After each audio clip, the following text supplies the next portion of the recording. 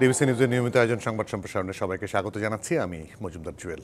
দিনে বাছাই করা সংবাদ এবং এর পর্যালোচনা নিয়ে সংবাদ সম্প্রসারণে আজ অতিথি হিসেবে স্টুডিওতে আছেন সিনিয়র সাংবাদিক এবং কলামিস্ট হাসান মামুন এবং মাছরাঙা টেলিভিশনের প্রধান সম্পাদক রেজানুল হক রাজা। স্বাগত আপনাদের দুজনকে। রেজানুল হক রাজাকে শুরু করি। আজকে বহুদিনের দাবি প্রবাসীদের ভোট দেওয়ার অধিকার পাওয়া, সেই সুযোগটা তারা পেতে যাচ্ছেন। তাতে লাভ কি ক্ষতি কি মনে হয়? ধন্যবাদ। প্রবাসীরা তো বাংলাদেশি, আসলে বাংলাদেশের নাগরিক, তো সেই হিসাবে তাদের তো ভোটাধিকারের একটা দাবি ন্যায্য বলেই আমার কাছে মনে হয়। এবং পৃথিবীর বিভিন্ন দেশে তো এরকম তারা ভোটাধিকার পেয়ে থাকেন। অন্যান্য দেশে, বিশেষ করে উন্নত দেশে তো ভোট দেওয়ার প্যাটার্নটাই এত সহজ, অনলাইনেও ভোট দেওয়া যায়, এছাড়া পোস্টাল ব্যালটও ভোট দেওয়া যায়। তো সেই হিসাবে এটা ন্যায্য দাবি, এবং এই দাবি সব সরকারই, আমি যতটুকু মনে করতে পারি যে সব সরকারই বলেছে হ্যাঁ আমরা দিব, কিন্তু কেউই দেয় নাই। তো ওই সরকার যদি সেটা দিতে পারে তাহলে তো অবশ্যই একটা বড় কাজ হবে বলে আমার কাছে মনে হয়, এবং তারা ধন্যবাদ পাওয়ার যোগ্য হবেন। কিন্তু যে প্রসেসের কথা শুনলাম, যে সেটা হচ্ছে আপনি প্রক্সি ভোট দিবেন, তার হয়ে অন্য একজন, তিনি তার কোনো রিলেটিভ অথবা বিশ্বস্ত বন্ধু, এরকম বলা হচ্ছে আর কি। এটা আমার কাছে একটু খটকা লাগলো, যে আমার যতই রিলেটিভ হোক, আমাদের ফ্যামিলির মধ্যে থাকে না, কেউ একদল সমর্থন করে, কেউ আরেক দল করে, পাঁচজন পাঁচ দলে ভোট দেয়, ভোট দেয়। এই নিয়ে কখনো কখনো সংসারে অশান্তিও তৈরি হয়।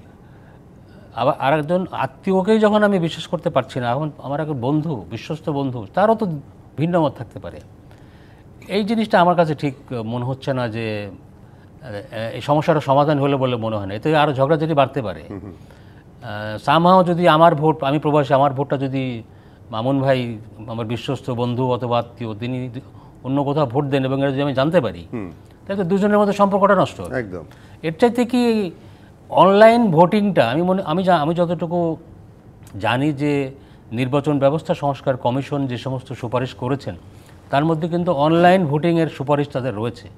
এবং ওই কমিশনে এই অনলাইন ভোটিং সংক্রান্ত একজন এক্সপার্টও কিন্তু ওই কমিশনের মেম্বার, তারা এটা নিয়ে অনেক কাজ করছেন।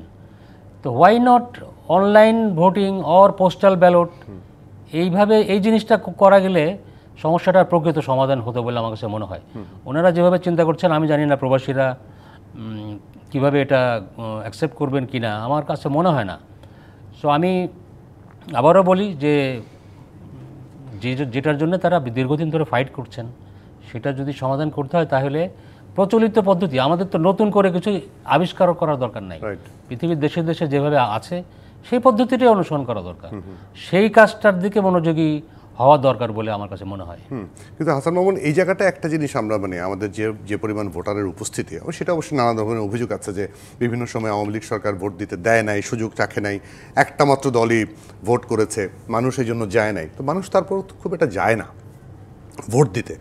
বিভিন্ন দেশে যদিও ভোট না দিলে শাস্তির ব্যবস্থাও আছে, সেখানে আরও সহজতর করা যায় কিনা, যেটা রাজা ভাই বললেন যে পোস্টাল ব্যালট অথবা অনলাইন, সেটি তো দেশেও করা যায়, সেটিও তো উদ্যোগ নেওয়া যেতে পারে। তাহলে কিন্তু অনেক টাকা পয়সাও বেঁচে যায়, কিন্তু অনেক বিভিন্ন ক্ষেত্রে ব্যালট ছাপতে হয় না, নানা ধরনের ভেজাল এরকম বেঁচে যায়, কিন্তু করা যায় কিনা? হ্যাঁ, মানে এই যে প্রক্সি ভোটের বিধানটা কিন্তু অন্যান্য ক্ষেত্রেও আছে, মানে শুধু প্রবাসীদের ক্ষেত্রে না। যেমন অন্য জায়গায় পোস্টিং আছে, হ্যাঁ, কোথাও কোনো দেশে শোনা যায় যে, কিন্তু এখানে রাজা ভাই যেটা বললেন, এই সমস্যাটা তীব্রভাবে দেখা দিতে পারে, এবং আগামী ইলেকশনটা কিন্তু প্রতিদ্বন্দ্বিতাপূর্ণ হবে বলে মনে হচ্ছে। আওয়ামী লীগ যদি মাঠে নাও থাকে, তাহলেও মানে প্রতিদ্বন্দ্বিতাপূর্ণ হবে, এরকম আঁচ করা যাচ্ছে। সম্প্রতি একটা জরিপ হয়েছে, খুব বিশ্বাসযোগ্য জরিপ না, কিন্তু এর ফলাফলটা ইন্টারেস্টিং। সেখানে দেখা যাচ্ছে জামাত ইসলামীর ভোট অনেক বেড়েছে। এটা বিশ্বাসযোগ্য না অতটা, কিন্তু ভোট হয়তো তাদের বাড়বে, এবং বিএনপির ভোট বাড়বে, বা আওয়ামী লীগের সমর্থকদেরও ভোট আছে, সেই ভোট কোন দিকে যাবে ইত্যাদি আছে।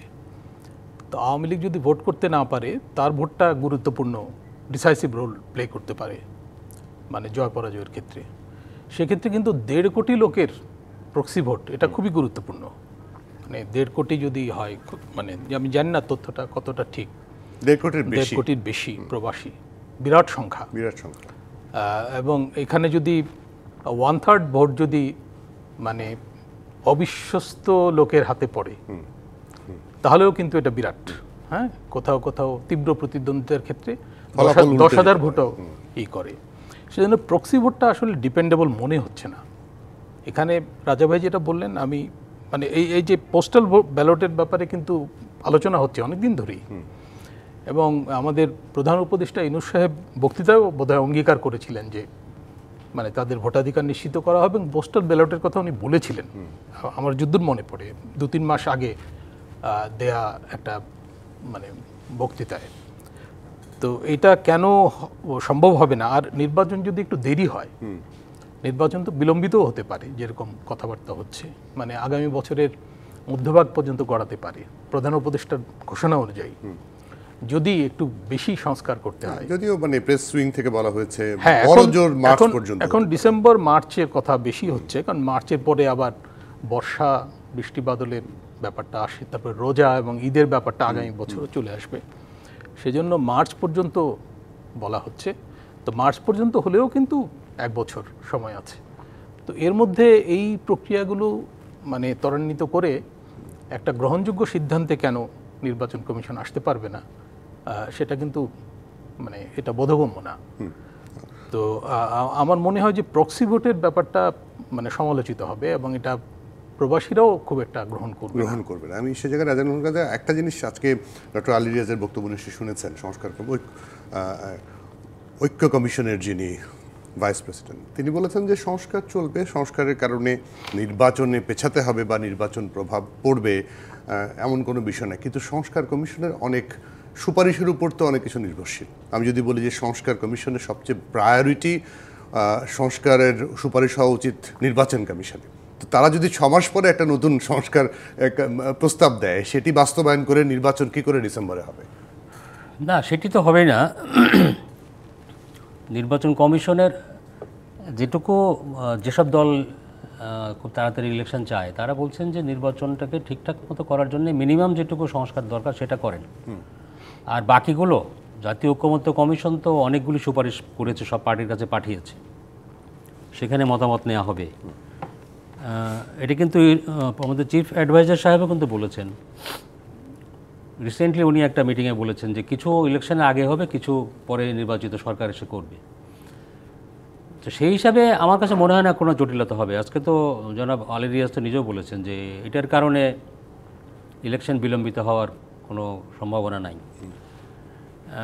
এই ইলেকশনের ব্যাপারে যারাই একটু পরে হোক বা আর একটু পরে হোক, আগে অন্য ইলেকশন হোক, স্থানীয় সরকার হোক, বা এ ধরনের কথা যারা বলেন, তাদেরকে নানাভাবে তারা সমালোচিত হচ্ছেন যে ইলেকশন ইচ্ছা করে পেছানোর চেষ্টা করা হচ্ছে কিনা। আমার মনে হয় এই জিনিসটাও অধ্যাপক আলী রিয়াজের মাথায় আছে, যাতে এই যে ঐকমত্য কমিশনের যে অ্যাক্টিভিটিসগুলি শুরু হয়েছে, এটা চলতে থাকবে, সেটির কারণে সেটি ইলেকশনকে পিছিয়ে দেওয়ার একটা উদ্যোগ কিনা, এই ব্যাপারে তারা সতর্ক আছেন বলে আমার কাছে মনে হয়। সেই কারণে তিনি ক্লিয়ার করেছেন যে আমাদের কাজের কারণে ইলেকশন বিলম্বিত হবে না। ওয়েল, আমার কাছে মনে হয় যে এটা যদি অনেস্ট স্টেটমেন্ট হয়ে থাকে, তাহলে এমন কিছু সুপারিশ ইলেকশনের আগে নেওয়া হবে না যে কারণে ইলেকশনটা পিছিয়ে যেতে পারে। হয়তো একটা মিনিমাম একটা কিছু করা হবে এবং বাকিটা পরবর্তী সরকার এসে করবে। এটা পসিবল, সব কিছুই নির্ভর করে আসলে সদিচ্ছার উপর। সেই জায়গাটা যেটা হাসান মাহমুদ যে অভিযোগের কথা এসেছিল, কিছু কিছু দল পেছাতে চায়, কিছু কিছু দল আগে সংস্কার চায়। জাতীয় নাগরিক পার্টি যেটা হলো, তারাও কিন্তু আজকে বা গত পরশুদিনের যে স্টেটমেন্ট, তাতে তারা খুব বড় করে দাবি করছে যে তারা নির্বাচন পিছিয়ে যাক সেটা তারা দাবি করছে না, তবে তার আগে একটা সংস্কার হোক সেটা দাবি। আজকেও নাহিদ ইসলাম একই কথা বলেছেন। সেই জায়গাটায় আপাতদৃষ্টি মনে হচ্ছে না নির্বাচন আসলে সময় মতো হওয়াটা খুব জরুরি, বা হতেও পারে, কারো বাধা খুব একটা আসবে না। আমি ব্যক্তিগতভাবে মনে করি নির্বাচন যত দ্রুত হয় তত ভালো। দেশের যা পরিস্থিতি, দুইটা ক্ষেত্র নিয়ে খুব আলোচনা হচ্ছে। একটা হচ্ছে পণ্য বাজার, আর একটা হচ্ছে আইন শৃঙ্খলা। তো পণ্য বাজারে দেখবেন আপনি সরকারের এই রোজার মধ্যে কিন্তু এক ধরনের সাফল্য, কোট আনকোট, এটা নিয়ে অবশ্য বিতর্ক হতে পারে, সরকারের সাফল্য নাকি কৃষকের সাফল্য। শীতের বা সবজির দাম এই স্টেক সময়টা হোল্ডারদের এমনিতেও কম সাফল্য। থাকে। হ্যাঁ, তো এবার রমজানটা অন্যরকম, মানে ভোক্তাদের কাছে চাল এবং সয়াবিন তেল ছাড়া অন্যান্য ক্ষেত্রে কিন্তু বেশ স্বস্তি বিরাজ করছে। তো এর পাশাপাশি আইন শৃঙ্খলা পরিস্থিতি আবার উল্টো চিত্র, সম্পূর্ণ একদম বিপরীত। আজকে আমি আসার পথে দেখছিলাম আজকের খবর যে সামরিক বাহিনীর পরিচয়ে মাস্তানি করতে এক লোক, তাকে ধরা হয়েছে।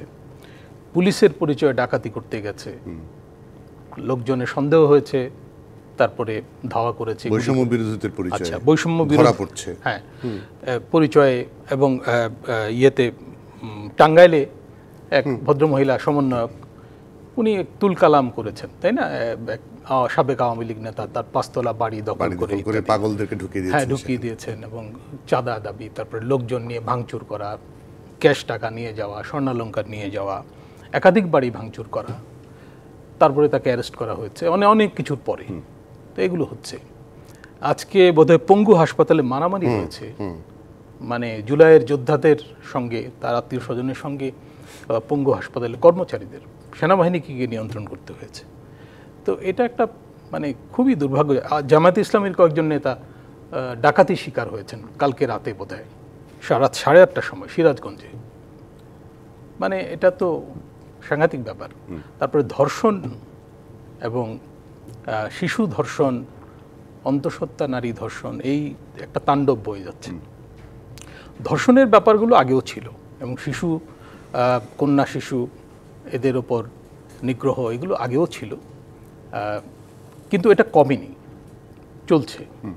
তো সবাই তো আশা করেছিল যে পরিস্থিতির উন্নতি হবে। আমি আইন শৃঙ্খলা পরিস্থিতি নিয়ে যদি আরো একটু আলোচনা করি, একটু পরে কথা বলি, কারণ হচ্ছে এই মাঝখানে কিন্তু আপনি দেখেছেন যে 5ই আগস্টের পরে বেশ প্রচুর সংখ্যক আসামিকে ছেড়ে দেওয়া হয়েছে, যে কোনো কারণেই হোক না কেন, যেভাবেই হোক না কেন। বলা তার হচ্ছে মধ্যে আদালতের মাধ্যমে হয়েছে। ধর্ষণের মামলা যাবজ্জীবন সাজাপ্রাপ্ত একজন আসামি আছে, পাশাপাশি বাড়ি পূজা নামে মেয়েটা, সে এখন তার সামনে যখন তার ধর্ষক ঘুরে বেড়াচ্ছে, সে বাঁচবে কি করে?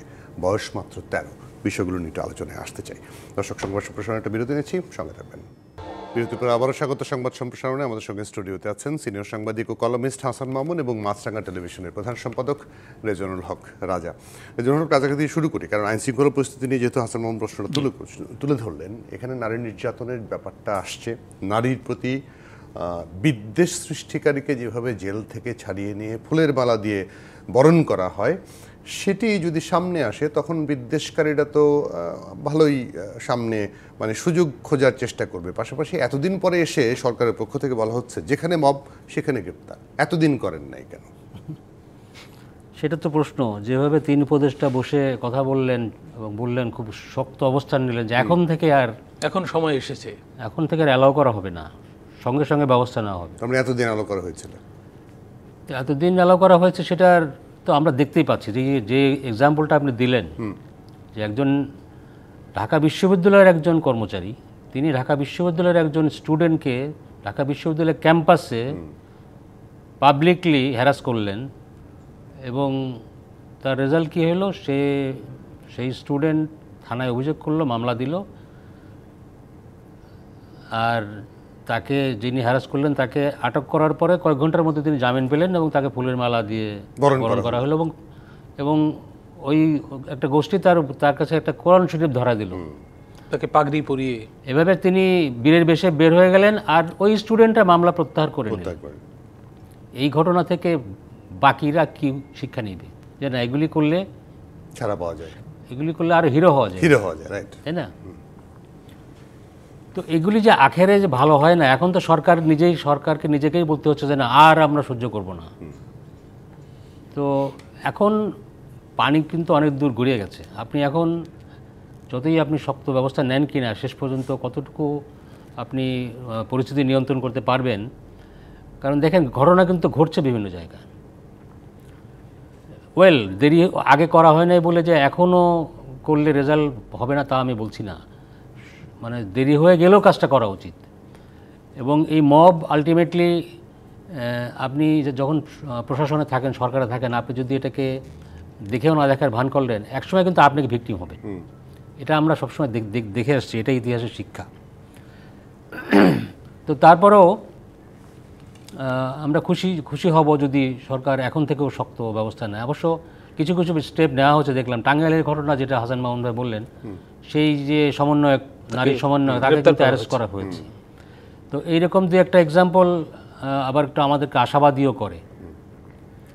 কিন্তু অতীতে রিসেন্ট পাস্টে কিন্তু যেমন ধরেন যে বনশ্রীতে যে ঘটনাটা ঘটলো, একজন স্বর্ণ ব্যবসায়ী, তারপরের দিন কিন্তু আমরা দেখলাম সরকার খুব নড়েচড়ে বসলো এবং বললো যে কালকে থেকে আপনারা সন্ধ্যা থেকে দেখতে পাবেন দৃশ্যমান পরিবর্তন, কীভাবে টাইট সিকিউরিটি।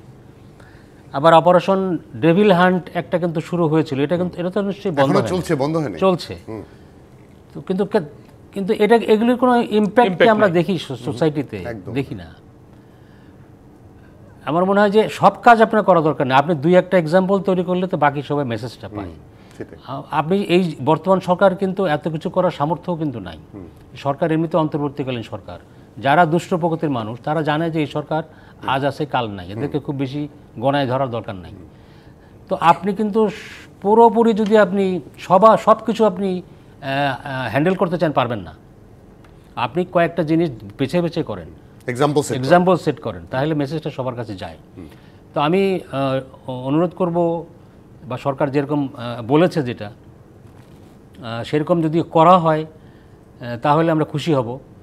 বাট ধর্ষণের যে একটা মহামারী লেগেছে বলে মনে হচ্ছে, এক্ষেত্রেও তো আপনার দু একটা এক্সাম্পল সেট করতে হবে। আপনি একটু আগে বলেছেন যে একজন ধর্ষণের যাবজ্জীবন প্রাপ্ত একজন আসামি সে বেরিয়ে আসছে, এবং আমরা তো এটাও একটা এক্সাম্পল তৈরি হয়েছে এই সরকার আসার পরপরই দাগি আসামিরা জেল থেকে বেরিয়েছে, তারপর থেকে কিন্তু আইন শৃঙ্খলার অবনতি হওয়াটা শুরু হয়। তো সেই ব্যাপারে সরকার কি ব্যবস্থা নিচ্ছে? আপনি স্বরাষ্ট্র উপদেষ্টা মিডনাইটে প্রেস কনফারেন্স করে বা ভোরবেলায় গতকাল সকালেও তিনি গিয়েছেন, এগুলি দিয়ে শয়তানদেরকে, দুষ্ট প্রকৃতির লোকজনকে আপনি কিছু করতে পারবেন না। একদম একদম। তো আপনি এক্সাম্পল তৈরি করেন। জি হাসান, যেখানে মবের সঙ্গে জাস্টিস যদি আপনি উপদেষ্টার চেয়ারে বসে বলে দেন তাহলে তো হলো না। মব তো জাস্টিস না, মব তো তন্ত্র একটা। এটাকে এই জন্য আমরা এখন মব ভায়োলেন্স বলছি। হ্যাঁ, ধর্ষণের শিকার কথা যেটা মানে রাজা ভাই বললেনই, আমি আবার বলতে চাই যে এরা বের হয় কি করে যাবজ্জীবন সাজা? তো এক হচ্ছে নারী নির্যাতনের মামলার আসামির তো জামিনই পাওয়ার কথা না, সেখানে যাবজ্জীবন সাজাপ্রাপ্ত বেরিয়ে যাচ্ছে, খুনের আসামি বেরিয়ে যাচ্ছে। মানে 5ই অগস্ট কি এই জন্য তৈরি হয়েছিল? হ্যাঁ, ওই যে বলা হচ্ছে যে আদালতের মাধ্যমেই তো হচ্ছে, মানে এই প্রশ্নগুলো যখন ওঠে তখন বলা হয় যে আদালতের মাধ্যমে হচ্ছে, আমাদের কি করার আছে? কিন্তু সরকারের করার আছে। আমরা দেখেছি সরকার কিন্তু আদালতে লড়াই করতে পারে জামিনের বিরুদ্ধে, তাই না? হ্যাঁ, রাষ্ট্রপক্ষ তো করতে পারে। সুতরাং তারা বলতে পারে না যে। আরেকটা ব্যাপার হচ্ছে যে আদালত কতখানি ইন্ডিপেন্ডেন্স নিয়ে কাজ করছে। বিগত শাসনামলে তো করতে পারেনি, এটা আমরা জানি শতসিদ্ধ। এই আমলেও কতখানি করছে এটা নিয়েও কিন্তু প্রশ্ন আছে। সুতরাং এটা বললে হবে না যে আদালতের মাধ্যমে সব কিছু হচ্ছে, তাই না? আদালতের মাধ্যমে সরকারের ইচ্ছাও অনেক ক্ষেত্রে বাস্তবায়িত হয়, এবং পারসেপশন একটা জরুরি বিষয়। মানুষ কিন্তু মনে করে যে সরকার ছেড়ে দিচ্ছে, তাই না? আপনি ওইসব টেকনিক্যাল ইস্যু বলে লাভ নাই যে আদালতের মাধ্যমে হয়েছে। আচ্ছা, এই যে ধর্ষণের ঘটনাবলীর পরে কালকে কিন্তু একটা প্রেস কনফারেন্স হয়েছে 3 জন উপদেষ্টা। সেখানে আইন উপদেষ্টা বলেছেন যে কিসব পরিবর্তন আনতে চান তারা এগুলো রোধ করার জন্য, তাই না? যেমন বিচার 180 দিনের বদলে 190 দিনের মধ্যে, তারপরে তদন্ত হচ্ছে 15 দিনের মধ্যে 30 দিনের বদলে, এবং তদন্ত কর্মকর্তা পরিবর্তন হবে না, তাকেই রিপোর্ট দিতে হবে ইত্যাদি। তো এইগুলো যদি হয়, তারপরে জামিন বন্ধ করা, এটাও উনি বলেছেন যে স্টেক হোল্ডারদের সাথে আলাপ করে এগুলো করবেন। তার মানে এগুলো তো করতে পারে সরকার চাইলে অনেক কিছু করতে পারে। আর আমাদের দেশের নির্বাহী বিভাগ অনেক শক্তিশালী, এবং নির্বাহী বিভাগের শক্তি, সামর্থ্য এবং ক্ষমতার অপব্যবহার এগুলোকে ঘিরেই তো সংকটটা দানা বেঁধেছে। বাংলাদেশে যেটা হয়েছে, হাসিনা আমলে যেটা হয়েছে, সেটা তো নির্বাহী বিভাগ আগ্রাসী হয়ে যাওয়াতেই হয়েছে। তো নির্বাহী বিভাগের হাতে এখনও কিন্তু যথেষ্ট ক্ষমতা আছে, এবং এখনও কিন্তু প্রধান উপদেষ্টা একটা বড় ব্যাপার। মানে উনি তো প্রধানমন্ত্রীর দায়িত্বে এক অর্থে, তো ওনার উপর কিন্তু অনেক কিছু নির্ভর করে, তাই না? উনি কি বললেন, ওনার বডি ল্যাঙ্গুয়েজ কি, উনি কোন ইন্টারভিউতে কি বললেন, এটা কিন্তু গুরুত্ব বহন করে, তাই না? এখন উনি যদি মানে একটু পক্ষপাত দুষ্ট কথাবার্তা বলেন, সেটাও কিন্তু সন্দেহ তৈরি করে। যেমন নির্বাচন নিয়ে এই যে বিএনপির মধ্যে যে আপনারা আজকে দেখিয়েছেন যে বিএনপি অভিযোগ করছে যে আমাদের অভিযোগগুলোকে ব্যক্তিগতভাবে নেওয়া হচ্ছে। এই যে বিএনপি বিরোধী দলের জায়গায় চলে গেল মনে হচ্ছে, আগেও বিরোধী দল ছিল গত 15.5 বছর, এখনও মনে হয় যে বিরোধী দল। এটা কেন? এটা তো সরকারের কারণে। সরকারের মধ্যে একটা পক্ষ কিন্তু চলে গেছে যারা বিএনপির প্রতিপক্ষ এবং যারা আচরণ করছে ক্ষমতাসীন দলের মতো, এবং তারা ওখান থেকে দল গঠন করছে, তাদের একাংশ আবার থেকে যাচ্ছে। এগুলো নিয়ে জনমনে তো অনেক প্রশ্ন শুধু না, ব্যাপক আলোচনা হচ্ছে। আচ্ছা, তারপরে হচ্ছে প্রশাসন ব্যবহার করে দল গঠন, সমাবেশ করা, তারপর হচ্ছে যে এই যে মব জাস্টিস বা মব ভায়োলেন্স যেগুলো হয়েছে সেসব ব্যাপারে তাদের নীরবতা, একটা পর্যায়ে এসে তাদের অবস্থান নেওয়া, কিন্তু সেই অবস্থানটা পরিষ্কার না। বলা হচ্ছে এখন থেকে হবে, বলা হচ্ছে যে যারা মব করেছে তারা চিহ্নিত, দেখা যাচ্ছে ঘুরে ঘুরে অল্প কিছু লোক সব জায়গায় মব করছে। তো তারা যদি চিহ্নিতই হয়, তারা ইতিমধ্যে কেন গ্রেপ্তার হয়নি? তাদেরকে গ্রেপ্তার করে কিন্তু মেসেজ দেওয়া উচিত ছিল, যদি এখন থেকেই হয়ে থাকে। আর এখন থেকে হবে কেন? সরকার যখন থেকে দায়িত্ব নিয়েছে তখন থেকে আইন শৃঙ্খলা এবং জননিরাপত্তা রক্ষার দায়িত্ব সরকারের। সরকার বলতে পারে না, কোনো সরকারই বলতে পারে না যে মানে অত তারিখ পর্যন্ত আমরা দায়িত্ব, মানে আরও 3 মাস পর্যন্ত এইগুলো যা ঘটেছে আমরা ইন্ডেমনিটি দিচ্ছি, আমরা দায় মুক্তি দিচ্ছি। এটা কিন্তু হতে পারে না। এটা আইনের শাসনের জন্য খুবই বিপজ্জনক ব্যাপার। এবং এটা যদি করে কোনো সরকার, তখন নিয়ন্ত্রণটা তার হাতে থাকে না। যে কারণে এখন কিন্তু এই প্রশ্নটা উঠেছে যে এই সরকার যদি এভাবে পক্ষপাতদুষ্ট হয়, তাহলে তার দ্বারা একটা গ্রহণযোগ্য নির্বাচন সম্ভব কিনা, এই প্রশ্নও কিন্তু বাজারে উঠে গেছে। এবং এই প্রশ্নের কিন্তু একটা গ্রহণযোগ্য নিষ্পত্তি করতে হবে। নাহলে এই মাঠে যেসব দল আছে, আওয়ামী লীগ তো বাদ, আওয়ামী লীগের কথা আলোচনাই হচ্ছে না, মাঠে যেসব দল আছে তারাও কিন্তু নির্বাচনটা স্বস্তির সাথে মানে নির্বাচনে অংশগ্রহণ করতে পারবে না, এবং এই নির্বাচন প্রশ্নবিদ্ধ হবে। তো প্রশ্নবিদ্ধ হলে তো আবার সেই আগের জায়গায় আমরা চলে গেলাম, তাই না? অথচ আন্তর্জাতিক পর্যায় থেকে কিন্তু ইনক্লুসিভ ইলেকশনের কথা বলা হচ্ছে, এবং ইতোমধ্যে কোনো নির্বাচন যেরকম হয়নি সেই রকম নির্বাচন করার কথা ইউনূস সাহেব নিজে বলছেন যে এবারের নির্বাচনটা হবে সেই রকম নির্বাচন। তো সেই রকম নির্বাচন কিভাবে হবে দেশের যদি পরিস্থিতি এরকম থাকে? আমি যেটা বলছিলাম যে আপনি বাজার মোটামুটি সামলাচ্ছেন, একটা সাময়িক সাফল্য দেখাচ্ছেন, কিন্তু জননিরাপত্তা পরিস্থিতির ক্রমাবনতি হচ্ছে। ওই যে স্বর্ণের দোকানে এক লোককে যে খুন করা হয়েছে, আশুলিয়ানা কোথায় যেন, তো এটা তো ভয়াবহ ঘটনা। এবং খুব গভীর রাতে না, 8টার সময়, 8:30 সময় তার স্ত্রীর সামনে কুপিয়ে মারা হয়েছে। তো এই ঘটনাগুলো কিন্তু ঘটছে, এবং এই যথারীতি বলা হচ্ছে বিচ্ছিন্ন ঘটনা। না, বিচ্ছিন্ন ঘটনা না, গ্রামাঞ্চলে অনেক জায়গা থেকে খবর আসছে। গ্রামাঞ্চলে কিন্তু সন্ধ্যার পর থেকে অনেক এলাকায় মানে হাট বাজার বন্ধ হয়ে যাচ্ছে নিরাপত্তা পরিস্থিতির অবনতির কারণে। তো এতে তো ব্যবসা বাণিজ্য এফেক্টেড হবে গ্রাম পর্যন্ত। এবং এই রোজার মধ্যে কিন্তু অবস্থার আরও অবনতি হতে পারে, কারণ মানুষ কিন্তু টাকা পয়সা নিয়ে লেনদেন করছে, হস্তান্তর করছে, এক জায়গা থেকে আরেক জায়গায় যাচ্ছে। এই ঘটনাগুলো আরও বাড়তে পারে। সেজন্য সরকারকে যেগুলো মুখে বলছে সেগুলো উদ্যোগী হয়ে করতে হবে, না হলে কিন্তু এই মানে মিষ্টি কথায় চিড়া ভিজবে না। আমরা ওই একটু বিরতি নিয়ে এসে যে বিএনপির যে অভিযোগ সেই জায়গাটায় আলোচনায় আসতে চাই। আপনিও একটু উল্লেখ করলেন, যে কোনো কারণেই হোক আমরা কি সমালোচনা মানে সরকারে যে থাকি বা পাওয়ারে যে থাকি, ধরেন আপনি একটা টেলিভিশনের প্রধান সম্পাদক, আপনার সমালোচনা করলে আপনি পজিটিভলি নেওয়ার কথা ছিল।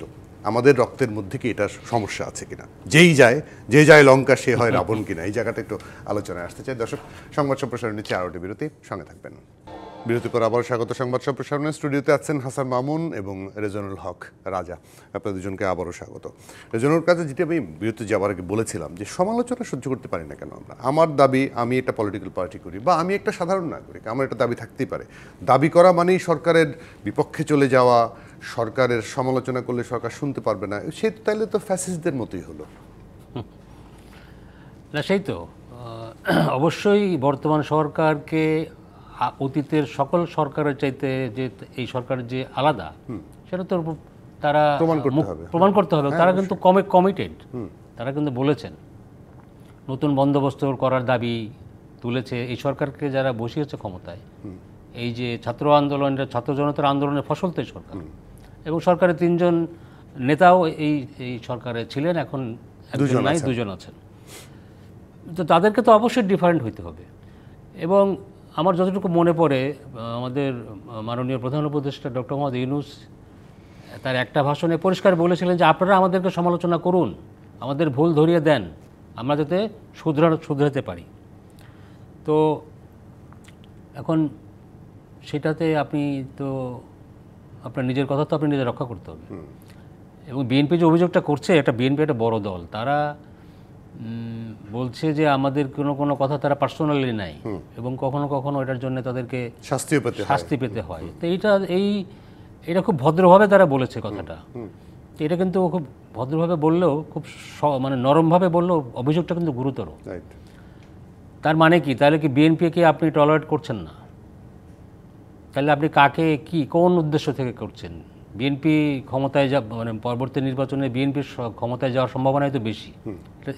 এটা তো সবাই মোটামুটি এই ধারণাটা তো সবাই করে। তো তাকে আপনি শত্রু বা বিরোধী দলে ঠেলে দিচ্ছেন কেন? একটু আগে বোধহয় মামুন ভাই বলছিলেন বা আপনি বলেছেন যে এই সরকার তো বিএনপিরও সরকার, তাই না? সবাই মিলে তো আন্দোলন করেছে এবং এই সরকার প্রতিষ্ঠিত হয়েছে। এবং ডে ওয়ান থেকে বিএনপির সবচেয়ে বড় নেতা এই মুহূর্তে তারেক রহমান, তিনি বলেছেন যে এই সরকারকে আমরা কোনোভাবে ব্যর্থ হতে দিতে পারি না। তাহলে আপনি সরকারের সঙ্গেই তো আপনাকে বিএনপিকে রাখতে হবে। আপনি কেন তাকে বিরোধী দলে ঠেলে দিচ্ছেন?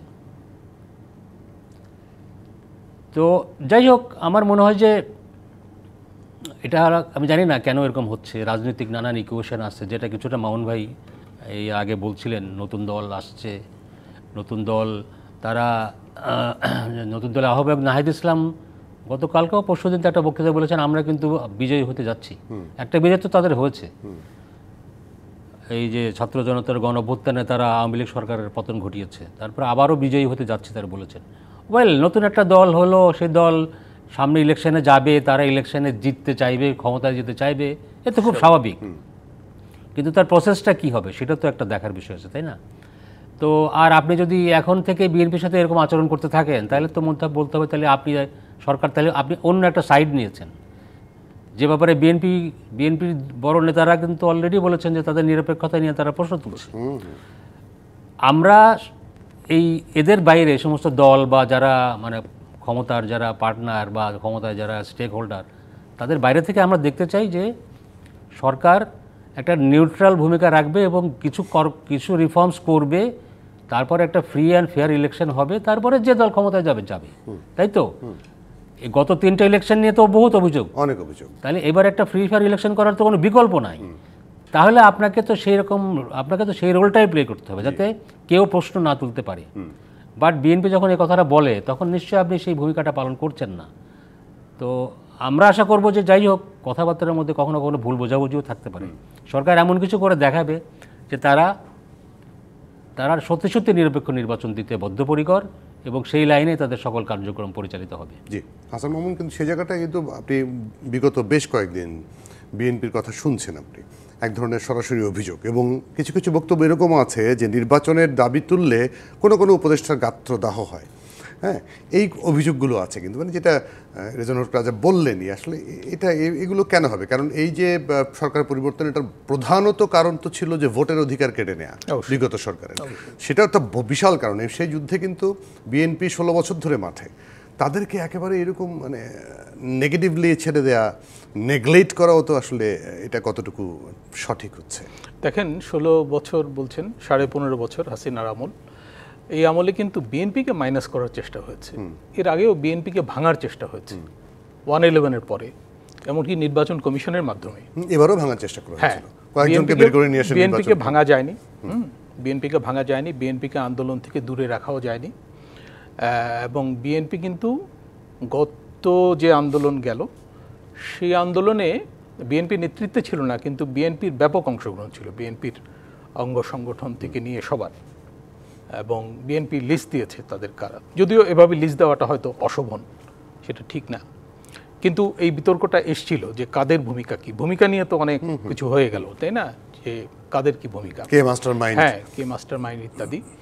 তো এখানে আমাদের প্রধান উপদেষ্টা একটা নেতিবাচক রোল প্লে করেছেন দেশের বাইরে গিয়ে, একজনকে মাস্টার মাইন্ড হিসেবে পরিচয় করে দিয়েছেন। যদিও পরে উনি কিন্তু অবস্থান একটু পরিবর্তন করেছেন, বলেছেন স্বতঃস্ফূর্ত গণবিস্ফোরণ, গণ অভ্যুত্থান এসব। যাই হোক, তো এখন বিএনপিকে ক্ষমতায় আসতে দেওয়া হয়নি গত 15 বছর। ফেয়ার ইলেকশন হলে বিএনপি ক্ষমতায় আসতো, এটা কিন্তু সবাই ধরে নিয়েছে, সবাই বলে, তাই না? এবং আওয়ামী লীগরা এটা বলতো যে বিএনপিকে আসতে দেওয়া হবে না, আমাদের বিকল্প হচ্ছে বিএনপি, বিএনপিকে চান, বিএনপিকে না চাইলে আমাদের ইলেকশনটা মেনে নেন, এই ছিল আওয়ামী লীগের যুক্তি। তো এখনও যদি সেই রকম যুক্তি দেওয়া হয়, অনানুষ্ঠানিকভাবে কিন্তু এইসব কথাবার্তা বলা হচ্ছে যে বিএনপিকে আসতে দেওয়া হবে না, তাই না? এমনকি প্রধান উপদেষ্টা একটা ইন্টারভিউতে এরকম বলেছেন যে ছাত্ররা দল গঠন করে যদি এগিয়ে না আসে তাহলে পুরনো রাজনীতি এই যে পরিবর্তন এটাকে গ্রাস করবে এবং এই পরিবর্তনটা টিকবে না। এই ধরনের বক্তব্যের পরে কিন্তু মানে বিএনপি থেকে সমালোচনাটা এসছে যে উনি তো নিরপেক্ষতা হারাচ্ছেন, তাই না, একটা অবস্থান নিচ্ছেন। তো এই রাজা ভাই যেটা বলেছেন যে কথাবার্তায় অনেক রকম হতে পারে, একটা অস্থিতিশীল পরিস্থিতি যাচ্ছে, একটা ক্রান্তিকাল যাচ্ছে, আমরা যেন কথাবার্তাগুলো সংশোধন করে নিই এবং আমরা যেন এই পরিস্থিতি থেকে বের হওয়ার একটা সুযোগ তৈরি করি। সুযোগটা কিন্তু হচ্ছে নির্বাচন, এবং নির্বাচন যত দ্রুত হয় তত ভালো। কারণ একটা নির্বাচিত সরকার না এলে কিন্তু ভারতের কথা আপনি না বাদ দেন, ভারত একটা বিরূপ আচরণ করছে। অন্যান্য দেশ তো আছে যারা আমাদের উন্নয়ন সহযোগী, তারা কিন্তু একটা নির্বাচিত সরকারের সঙ্গে বসতে চায়, আলাপ করতে চায়। ভারতও তাই বলছে। IMF এর লোন নিয়ে কিন্তু একটু সংকটের মতো অবস্থা তৈরি হয়েছে, তাই না? তো যদিও মুখে বলা হচ্ছে সবাই আমাদের সঙ্গে আছে, সবাই আমাদের ই করছে, কিন্তু FDI যেটাকে আমরা বলি, ফরেন ডিরেক্ট ইনভেস্টমেন্ট, সেটা কিন্তু অনেক কমে গেছে, 70% নিচে নেমে গেছে। আচ্ছা, তারপরে বাজেট বাস্তবায়নে অচলাবস্থা দেখা যাচ্ছে, ADP বড় কাটছাট করতে হচ্ছে। তো এগুলোর তো প্রভাব আছে অর্থনীতিতে, কর্মসংস্থানে, তাই না? সরকার মূল্যস্ফীতিও কমাতে সেভাবে পারছে না। তো এটা কি করে সম্ভব হবে? কারণটা হচ্ছে যে একটা অস্থিতিশীল অবস্থা বিরাজ করছে এবং অনাস্থা বিরাজ করছে, বিনিয়োগকারীদের মধ্যে আস্থা তৈরি হচ্ছে না। একটা ছোট দোকান দিতে গেলেও মানুষ চিন্তা করে যে দুদিন পরে কি হবে, কাদেরকে চাঁদা দিতে হবে, আমি এখন যাকে দিচ্ছি যদি পরিবর্তন তাকে দেবো না, ইত্যাদি। তো মানুষ কিন্তু একটা স্থিতিশীলতা চায় এবং এটা নির্বাচন ছাড়া অর্জিত হবে না। আর সংস্কারের কথাটা একটু বলি, সংস্কার শুধু এই সরকার করবে তা না, সংস্কার কিন্তু অব্যাহত করবে। হাসান মাহমুদ এবং নিজামুল কাদের দুজনকে অনেক ধন্যবাদ, কৃতজ্ঞতা আজকে আমাদেরকে সময় দেওয়ার জন্য। দর্শক, এই ছিল সংবাদ সম্প্রসারণে, ডিবিসির সঙ্গে থাকবেন।